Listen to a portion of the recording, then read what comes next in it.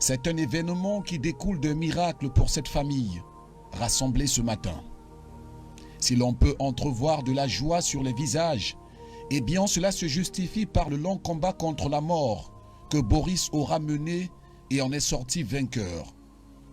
Ce jeune homme de la vingtaine vient de loin après avoir été électrisé par la haute tension, brûlé au 3e degré, il s'en sort vivant. Sa prise en charge à l'hôpital général de Douala aura duré 2 mois. Boris et sa famille ressassent ces séquences.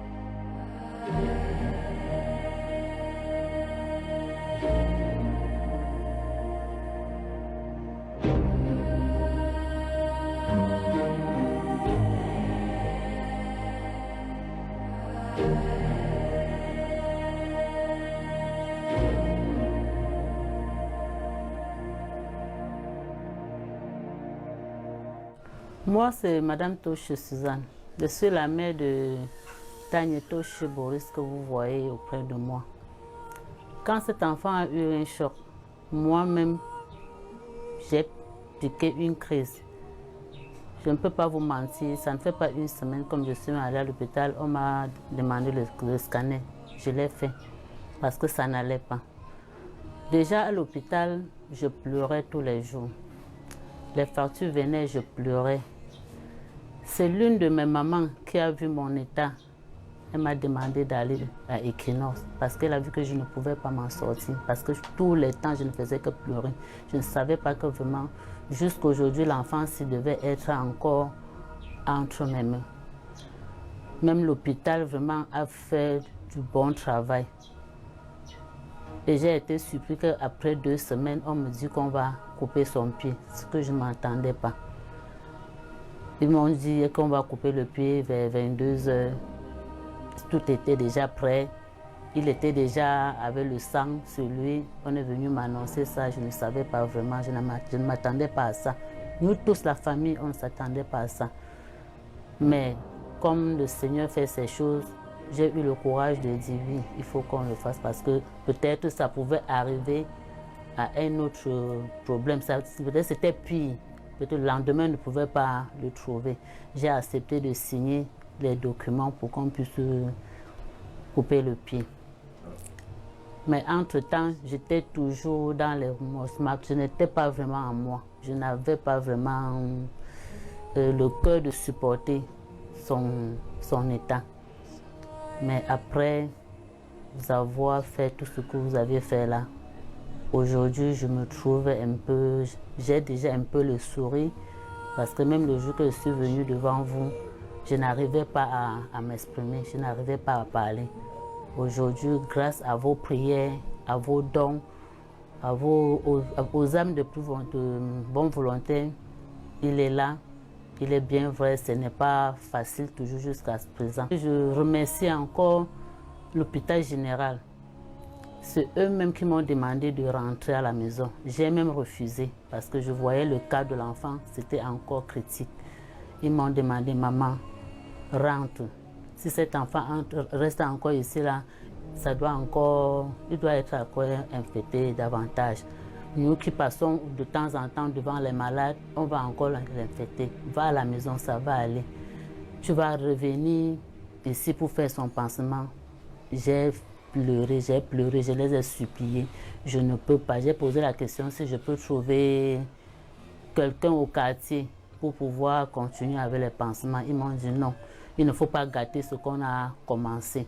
Ils m'ont expliqué beaucoup de choses et j'ai compris que c'était vrai. Parce qu'eux-mêmes ont fait tout et tout pour m'envoyer toujours des infirmiers de l'hôpital. Qu'aujourd'hui, c'est eux qui s'occupent de son état. Pour le fait qu'on a coupé mon pied, vraiment j'ai été tellement surpris. Puisque ces jours-là, c'était vers 21h, 22h. Je n'étais pas au courant. Et mes parents n'étaient même pas au courant qu'on devait couper mon pied. Mais apparemment, le docteur qui est venu pour couper, il se disait qu'on avait annoncé la nouvelle chez moi et aux parents. Mais il ne savait pas. C'est donc ce qu'il nous a expliqué après. Puisqu'elle est entrée dans ma chambre d'hôpital,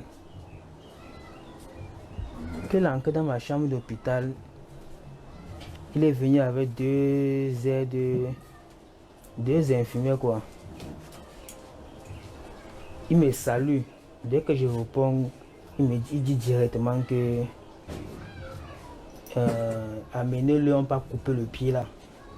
Bon, j'étais surpris, j'ai paniqué et vous-même à ma place, j'ai commencé seulement à pleurer parce que je ne m'attendais pas.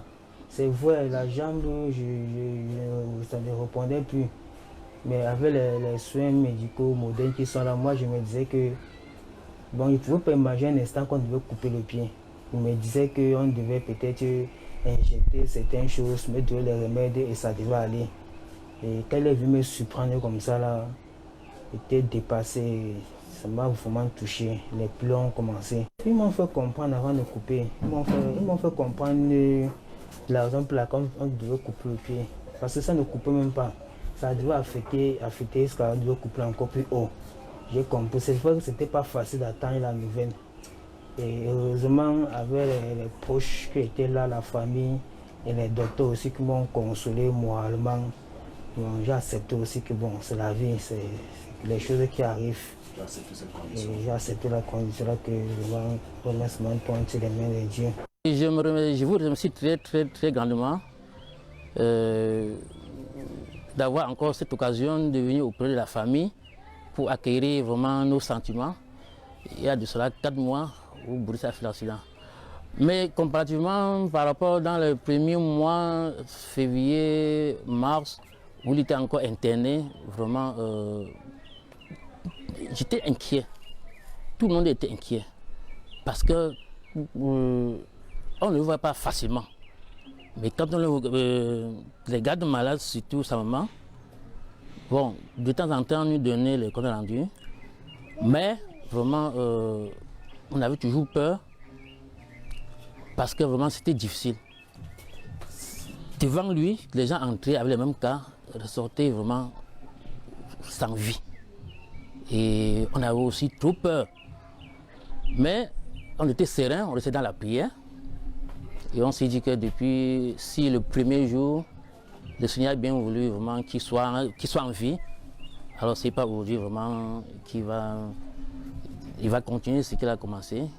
Et nous sommes restés sereins, tout en respectant les consignes des médecins. Ils nous disaient monter, on monte, faites ce qu'on fait, et on le fait. Aujourd'hui, vraiment, il est sorti de l'hôpital. Pas qu'il est vraiment guéri, mais au niveau de l'hôpital, après 2 mois de soins intensifs, ils ont jugé bon, qu'il faut qu'il rentre à la maison. Parce que pour être aussi à l'abri de certains... il faut être à l'abri de certaines contagions là-bas. Bon, et nous sommes sortis. On est à la maison. Les mêmes soins continuent, mais on n'a plus l'inquiétude, le désespoir qu'on avait dès le premier moment. Vraiment, cela s'est dissipé. Même. Pour la haute tension, vraiment, j'ai été vraiment surpris de mon cas parce que jusqu'à mon cas, je n'avais jamais vu quelqu'un qui était électrocuté par la haute tension jusqu'à survivre. Je n'avais jamais su que les choses comme ça pouvaient arriver. Donc, par rapport à mon cas, j'ai constaté que c'est les choses qui peuvent m'arriver étant à l'hôpital. Puisque l'hôpital que moi j'étais, à l'hôpital général, c'est un hôpital qu'ils font plus sur les brûlures. C'est là où j'ai constaté qu'il y a les cas de brûlures chaque fois et aussi beaucoup de haute tension. Des cas de haute tension qui venaient à l'hôpital et d'autres survécaient et d'autres partaient par la volonté de Dieu. Vraiment, c'est ça les choses que quand tu as la foi, tu peux survivre à ça. Bon, j'étais vraiment aussi surpris par rapport à mon cas. Vraiment, la condition de vivre jusqu'à présent, ce qui a monté mon moral. Dans un premier temps, c'est d'abord ma famille. Parce que c'est vrai, nous sommes une famille chrétienne et le cœur n'a pas l'os. On a été vraiment touchés. Et moi qui avais ce cas-là sur moi, j'ai vraiment été touché jusqu'au point que au début, le fait chrétien, ça n'entrait pas dans ma tête. j'étais vraiment touché avec la panique.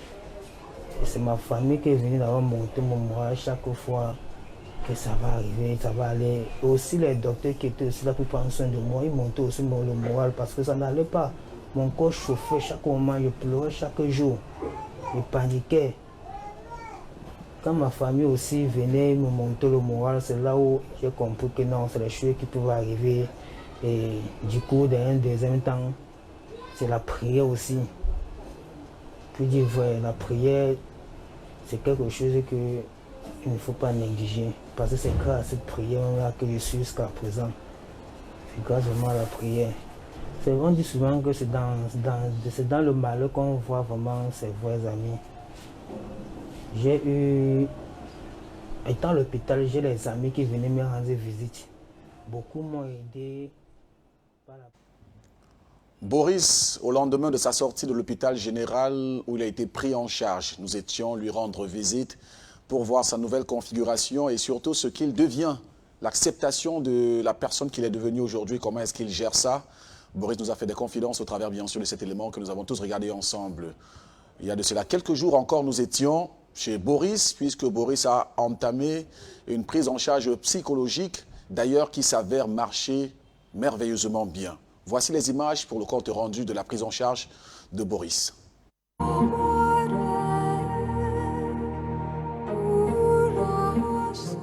Vous vous souvenez certainement de Boris, ce jeune homme victime de brûlures d'électrisation par haute tension.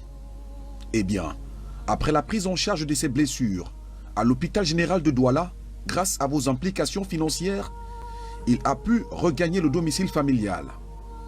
Cette malheureuse aventure qu'il a vécue lui a laissé psychose, phobie et traumatisme.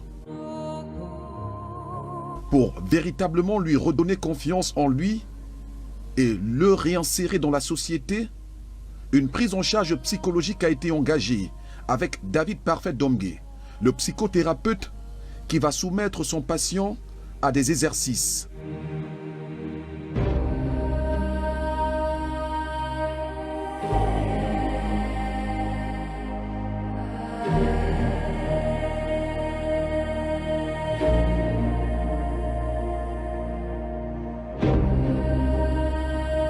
Voici le résultat de son évaluation. Ça a été une très belle expérience de travailler avec Boris, une très belle expérience, parce que Boris c'est quelqu'un qui est engagé. Depuis nos premières séances, depuis même le plateau à la télé, il se démarquait par sa volonté à agir et à modifier son état de santé. Alors le tableau clinique de Boris, c'est un trouble somatoforme d'origine thermique. Après l'électrocution, le cerveau a gardé dans le corps le score de la sensation de chaleur. C'est d'ailleurs ce qui avait contribué, c'est d'ailleurs ce qui avait demandé l'intervention initiale par l'équipe technique. Arrivé sur le site, comme c'est souvent le cas, il faut bien entendu commencer par une évaluation clinique qui va nous permettre de voir un peu plus clair, des évaluations psychologiques, des évaluations psychométriques qui vont nous permettre de voir un peu plus clair sur les symptomatologies psychotraumatiques et de dissociation s'il y en a, et puis également de l'évaluation de la douleur. Nous avons été agréablement surpris de remarquer que la symptomatologie douloureuse thermique n'était pas la plainte initiale. La plainte initiale était plutôt un retrait social, parce que l'intervention chirurgicale au niveau du pied droit avait entraîné une forme de perturbation de l'image du corps, fragilisant donc l'estime de soi. La première intervention a donc contribué à remodeler l'estime de soi, remodeler l'image du corps dans la perception de soi, favorisant ainsi l'affirmation de soi. On arrive donc à ce niveau où nos thérapisants est capable de quitter de chez lui déjà et d'aller affronter le regard des autres, sortir et qu'automatiquement dans sa tête, que ce ne sont plus les mots je suis diminué, je ne peux plus faire les choses comme avant, je suis plus petit qu'avant, mais au contraire, il a pu dans le contact avec les autres sentir qu'il a de la puissance, de l'énergie, comme on l'a entendu aujourd'hui, de la persévérance. Aussi, on va noter que le soutien social de Boris était un soutien social vraiment sécure, dans la mesure où ses premières expositions à l'extérieur, où la population était maintenant disponible pour regarder la déficience physique, la déficience motrice au côté droit, il a été agréablement accueilli par l'extérieur avec des paroles de félicitations. C'était une très belle expérience pour lui qui a donc ravivé l'estime de soi et augmenté l'amplitude des sorties et des rencontres avec l'extérieur. Aujourd'hui, on a pu se fixer un objectif qui est celui de sortir davantage, faire la route, observer, mais on va être coincé parce que la cicatrisation de la plaie de l'aisselle traîne toujours. Cette cicatrisation empêche notre thérapeute à sortir et aller très très loin avec les béquilles. C'est encore difficile dans la mesure où, même si aujourd'hui on a pu atteindre un niveau fondamentalement important dans son soin, qui est celui de la confrontation aux images de l'incident traumatique, notamment l'expérience d'électrocution, on s'est rendu compte que le travail qu'on a pu faire jusqu'à aujourd'hui a contribué miraculeusement à l'aider à se réexposer à toutes ces images-là. Donc aujourd'hui, c'est quelque chose qui est agréablement surprenant pour nous. On remarque qu'il est capable, bref, il a fait, il a regardé toutes les images de bout en bout, c'est une expérience très très satisfaisante d'abord du point de vue clinique et aussi réconfortante pour notre expérience de soi. Boris, se livrant à nous, nous dévoile ses sentiments après plus d'une douzaine de séances de travail avec David, le psychologue. Il nous laisse entendre qu'un changement de sa perception des choses s'est opéré, ainsi que l'acceptation de la nouvelle configuration de son corps sur le plan physique. Bonsoir, juste pour rappel, c'est moi, Toshi Boris, le jeune garçon qui a été électrocuté depuis février. Et vraiment, depuis mon suivi par rapport à la thérapie, je trouve vraiment que ça a été très nécessaire. Ça a été très nécessaire pour mon cas. Parce que avant que je ne commence cette séance, il y avait beaucoup de difficultés en moi.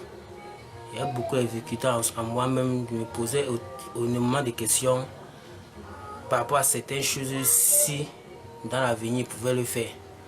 Mais après, en fait, au fur et à mesure que je passe à ces séances de thérapie, je trouve que vraiment, je retrouve un encouragement, une persévérance en moi.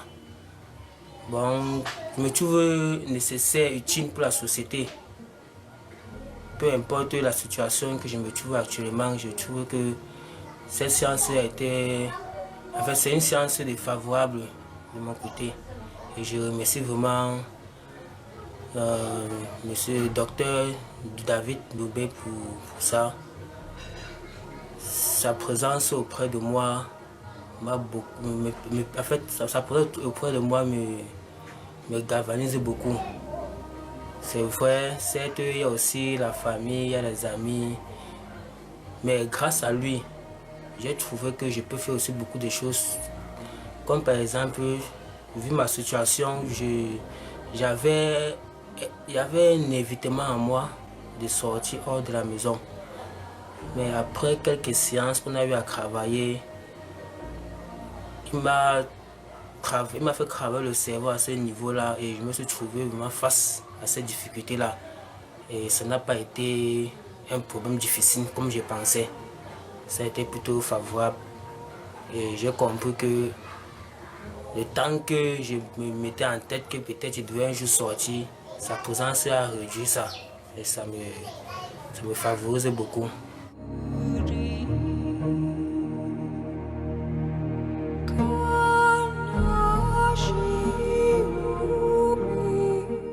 Après cette séance thérapeutique, Boris va rencontrer Aimé Flore de l'équipe Regard Social, avec qui ils échangent longuement sur sa cicatrisation. Il va émettre le vœu d'avoir une prothèse.